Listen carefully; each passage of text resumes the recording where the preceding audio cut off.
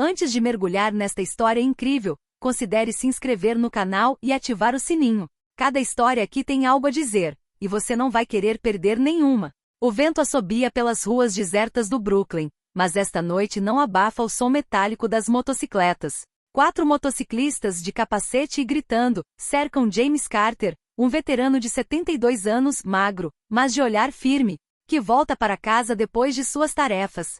As rodas cantam, as correntes chacoalham. Um deles empurra James contra a parede, cuspindo nele e rindo com desprezo. James sente a adrenalina subir, mas seu rosto permanece impassível. Ele não é mais o jovem soldado que cruzou zonas de guerra, mas ainda tem a experiência necessária para sobreviver. No entanto, o que ele não sabe é que alguém viu toda a cena. Uma câmera de segurança registra cada movimento dos motociclistas em menos de uma hora. A Força Policial de Elite, SWAT de Nova York, equipados e prontos, estarão no local. Os motociclistas acham que podem agir impunemente. O que eles não sabem é que James não é apenas um veterano. Ele é respeitado dentro das forças por sua coragem e precisão tática. Nas sombras, a equipe da SWAT prepara sua manobra. A cada segundo que passa, os motociclistas se aproximam de seu erro fatal. O que eles consideram um jogo cruel rapidamente se transformará em uma lição que jamais esquecerão. Quando as sirenes finalmente soam, James se mantém firme com um olhar frio, enquanto os motociclistas percebem tarde demais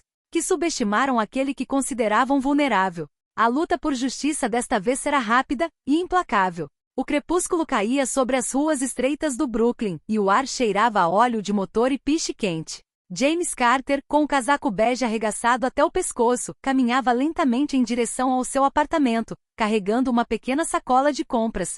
Seus passos eram medidos, seus olhos examinando os arredores, como sempre. Mesmo depois de todos esses anos, os instintos de um veterano permaneciam aguçados. Então o rugido dos motores quebrou a calma. 4 motociclistas emergiram das sombras, com os rostos escondidos atrás de capacetes pretos. Um deles chutou a janela de James, empurrando-o contra a parede. Ei, vovô, você perdeu sua scooter? Outro zombou, e eles caíram na gargalhada. James ergueu os olhos, impassível. Seu coração batia mais rápido, mas sua voz permanecia calma. Afaste-se. Agora. Um sorriso cruel se abriu sob o capacete do líder. Ou o quê? Antes que pudessem reagir, James deu um passo para trás, avaliando suas posições. Ele sabia o peso da experiência. Cada movimento conta. Mas sabia que aquele não era mais um confronto direto. O alerta silencioso em seu celular já havia sido acionado. Golpe. A unidade especial de Nova York recebeu a notificação e estava a caminho. O líder dos motociclistas se aproximou com o braço pronto para atacar. Mas nas sombras, sirenes distantes começaram a soar. Um tremor percorreu as fileiras dos motociclistas. Que barulho é esse? Sussurrou um deles. James, ainda calmo, olhou-os diretamente nos olhos. Vocês deveriam ter escolhido outro objetivo. Naquele momento ficou claro que a situação mudaria em menos de uma hora. Os motociclistas ainda não sabiam que tinham acabado de desencadear uma reação em cadeia da qual seriam vítimas. As sirenes da Força SWAT de Nova York se aproximavam rapidamente, ecoando nas paredes dos prédios. Em uma van blindada preta, a capitã Laura Bennett, líder da unidade, ajustou o capacete e examinou as informações em seu tablet. Os rostos dos motociclistas apareceram em fotos na tela. 4 reincidentes conhecidos por agressões e roubos. Eles subestimaram um veterano, sussurrou ela, em tom firme. A poucos metros de distância, James permanecia imóvel, com as mãos ligeiramente levantadas para indicar que não queria um confronto direto. Mas ele sabia que a intervenção era iminente. Os motociclistas, enquanto isso, conversavam nervosamente entre si, a sombra das sirenes os deixando menos confiantes. Laura saiu primeiro, seguida por sua equipe, todos vestidos de preto e armados com rifles de pulso. A abordagem foi silenciosa e metódica.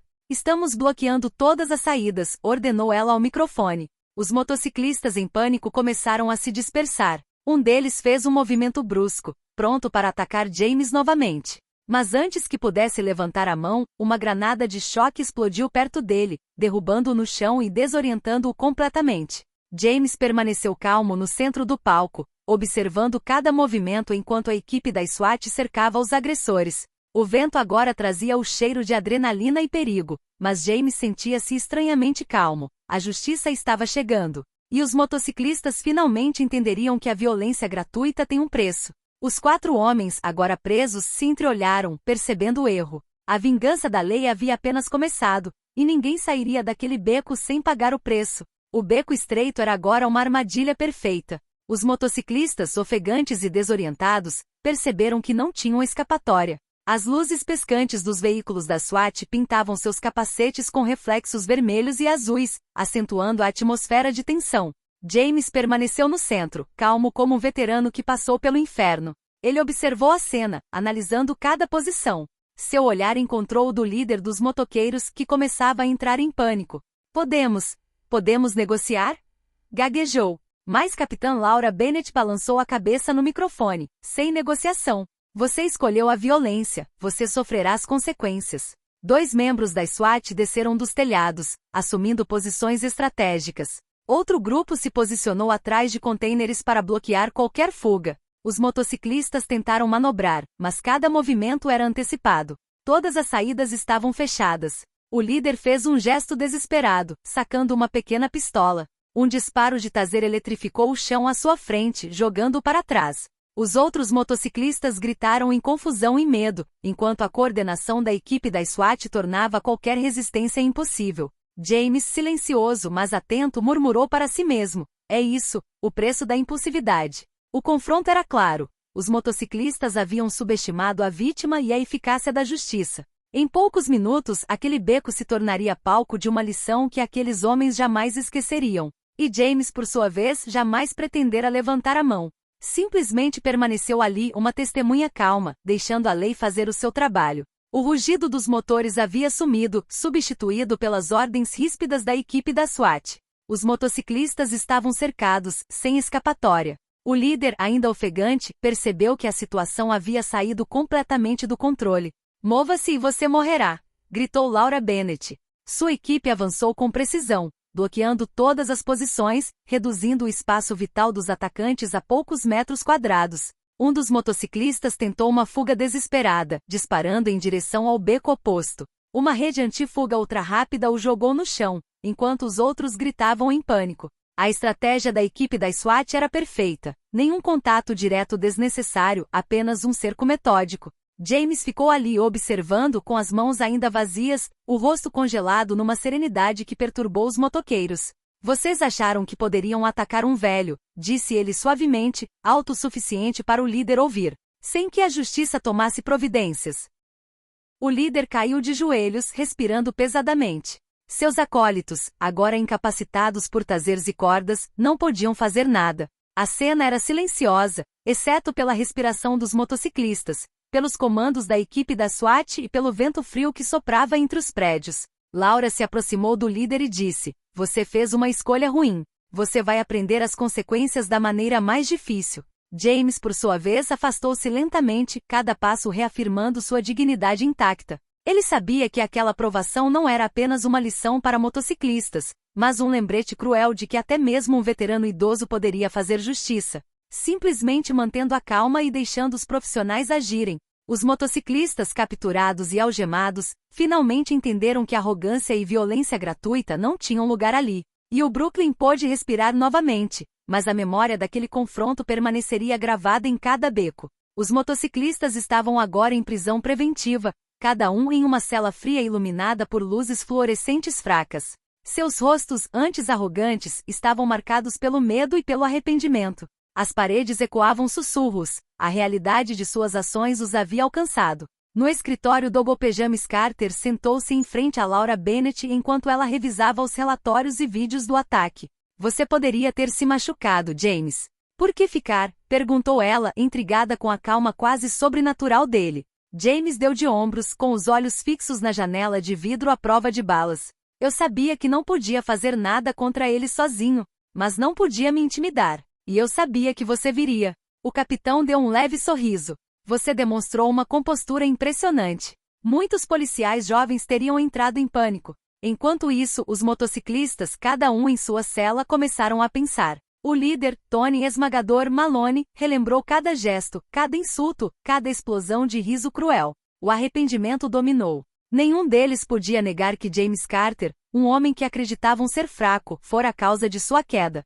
Para James, o confronto também trouxe de volta memórias do seu serviço militar, as decisões rápidas, as missões arriscadas e a necessidade de manter a calma diante da violência. Mas ele se sentiu estranhamente liberto. Havia enfrentado o medo e o ódio sem nunca perder a dignidade. Ao cair da noite sobre o Brooklyn, James deixou a delegacia, envolto na calma da justiça feita. Os motociclistas, no entanto, passariam os meses seguintes refletindo sobre seus erros. Pela primeira vez, a violência gratuita tinha um preço real, e eles eram os únicos a pagá-lo. Poucas semanas após o ataque, o Brooklyn estava em polvorosa. Jornais e emissoras de televisão locais cobriram o julgamento dos motociclistas com manchetes dizendo: 4 motociclistas atacam um veterano. Justiça feita. Moradores, testemunhas do incidente ou simplesmente espectadores, discutiam apaixonadamente em cafés e nas calçadas. James Carter entrou calmamente no tribunal. Cada passo ecoava como um lembrete de sua dignidade.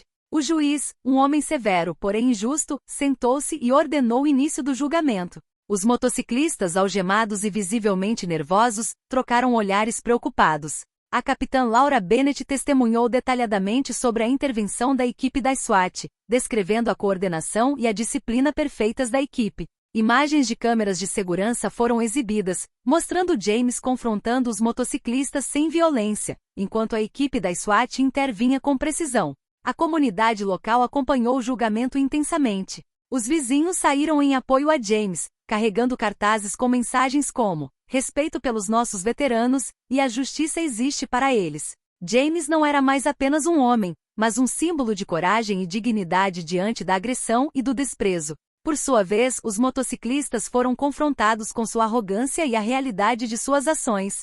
Tony Crusher Malone, o líder, sentiu pela primeira vez uma mistura de vergonha e medo real. Os outros estavam começando a entender que a irresponsabilidade e a violência tinham consequências irreversíveis. James, apesar de toda a atenção da mídia, permaneceu humilde. Ele sabia que o que importava não era sua glória pessoal, mas que a justiça fosse feita. E à medida que o julgamento avançava, um sentimento se espalhou pelo Brooklyn. Medo e violência poderiam ser enfrentados com calma, coragem e estratégia. Poucos dias após o início do julgamento, a vida dos motociclistas mudou drasticamente. Tony Crusher Malone, antes arrogante e dominador, passava os dias em sua cela pensando. Imagens de James diante deles, impassível e digno, o assombravam. Pela primeira vez, ele entendeu a gravidade de suas ações. Não havia apenas agredido um idoso, mas subestimado o sistema judiciário e a experiência de um veterano. Seus cúmplices também enfrentavam uma culpa que não podiam ignorar. As noites eram longas, marcadas por pesadelos em que as sirenes da SWAT ainda soavam e suas ações violentas se repetiam indefinidamente.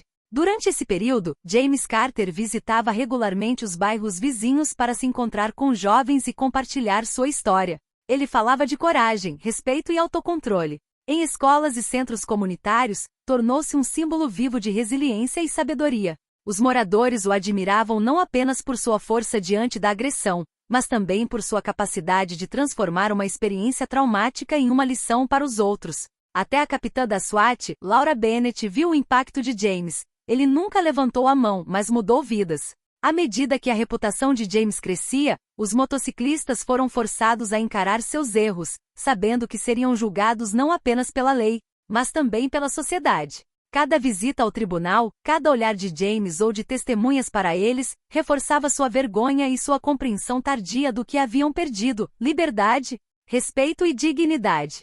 Então, à medida que o julgamento avançava, Brooklyn descobriu que a verdadeira força não estava na violência, mas no autocontrole, na justiça e em dar o exemplo aos outros. No dia do veredito, o tribunal estava lotado. Repórteres, moradores do Brooklyn e até alguns parentes dos motociclistas estavam presentes. A atmosfera era eletrizante. Todos aguardavam a decisão que selaria o destino dos 4 homens. James Carter entrou calmamente, com o casaco bege sobre os ombros, o olhar fixo e sereno.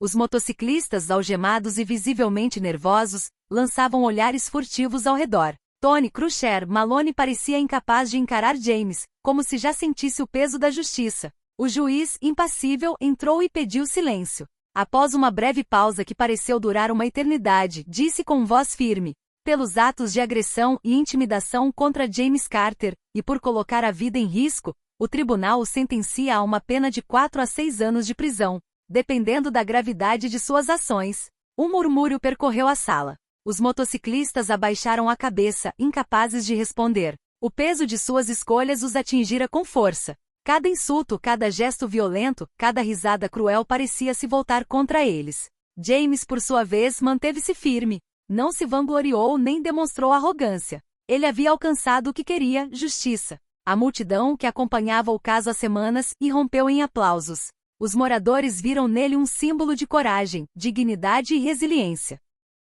Laura Bennett colocou a mão no ombro de James, com um pequeno sorriso nos lábios. Você mostrou a todos que a verdadeira força não reside na violência, mas na coragem e na compostura. Os motociclistas foram escoltados para fora da sala, cientes de que sua arrogância e brutalidade os haviam levado à ruína. James, por sua vez, saiu para a luz do dia, respirando o ar fresco do Brooklyn com a satisfação silenciosa de alguém que enfrentou o medo e o ódio, e emergiu mais forte do que nunca. Poucos meses após o julgamento, o Brooklyn havia mudado.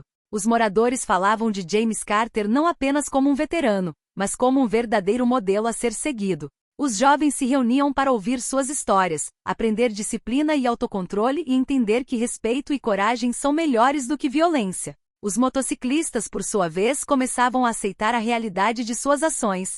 Tony Crusher Malone, isolado em sua cela, estava passando por programas de reabilitação e conscientização sobre violência. Os outros 3 foram designados para serviços comunitários e workshops de controle da raiva. Todos entendiam que a humilhação e a vergonha eram o início de um longo caminho para a redenção.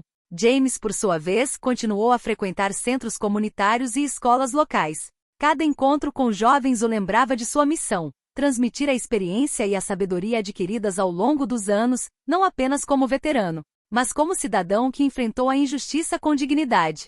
Os vizinhos de James ainda relatavam o ataque, mas com uma perspectiva diferente. O que começou como um ato aleatório de violência tornou-se uma lição para toda a comunidade. Brooklyn aprendeu que coragem silenciosa e justiça bem executada podem fazer a diferença, mesmo nas situações mais desesperadoras. E James, todas as noites ao voltar para casa, olhava ao redor da vizinhança com um leve sorriso no rosto, sabendo que sua paciência e determinação haviam plantado sementes que dariam frutos por muitos anos. O inverno se aproximava do Brooklyn, e o ar frio trazia consigo uma sensação de renovação. James Carter, caminhando por sua rua familiar, viu os mesmos rostos de antes, mas algo havia mudado. O medo e a intimidação haviam desaparecido, substituídos por respeito e admiração. Os motociclistas, agora confrontados com a realidade de suas punições e ações passadas, haviam iniciado um caminho de reabilitação. Tony Crusher Malone, em particular, estava passando por um programa intensivo de reabilitação, participando de workshops para prevenir a violência e ajudar os jovens a não repetirem seus erros.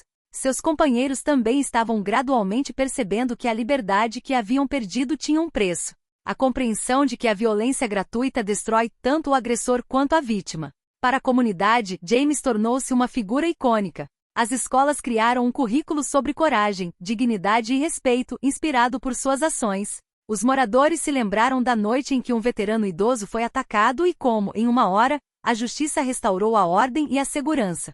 James sentou-se no banco do seu bairro, observando os jovens brincarem à distância. Sentia-se em paz. As cicatrizes do medo e da luta permaneciam, mas eram acompanhadas por uma sensação de satisfação. Ele enfrentará a adversidade sem perder a humanidade. E a comunidade aprenderá que a coragem não se mede pela força física, mas pelo autocontrole e pela perseverança na justiça. Naquela noite, Brooklyn respirou fundo novamente. E James Carter, veterano e testemunha do poder da coragem silenciosa, sabia que seu papel não havia terminado. Transmitir essa lição continuaria sendo sua maior missão.